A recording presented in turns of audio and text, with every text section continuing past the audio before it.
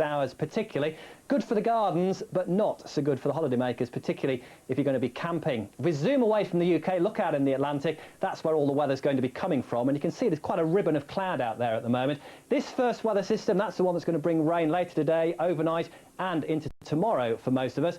This next system, well, it's a bit of a headache, to be honest, for the forecast, because we're not quite sure yet whether it's going to stay down across northern France with its cloud and rain or come up across the southern half of the UK. So we'll need to keep you updated on that one during tomorrow. But certainly that first lot of rain is well on the way now. You can see it pushing in across Northern Ireland. It's going to be turning quite wet here over the next few hours. Ahead of it, though, the cloud has been breaking up, so some sunshine for many parts of mainland UK, just the odd shower here and there. But that rain will be getting into certainly southwest Scotland, many western parts of England and Wales as we go through towards this evening. But ahead of all that, in those brighter spots, we're looking at temperatures around 21 to 23 Celsius, so a reasonably pleasant afternoon. But the rain really does set in during tonight. It's going to turn quite heavy, pretty persistent as well. So I think all of us seeing a spell of rain as the night goes on, although later on beginning to clear away from Northern Ireland. But a very wet start to the day for many of us across England, Wales and Scotland. That rain particularly heavy in places, unpleasant conditions on the roads for the rush hour as well. But the brighter skies fairly quickly getting in across Northern Ireland, and that brighter weather spreading to much of Scotland through the afternoon,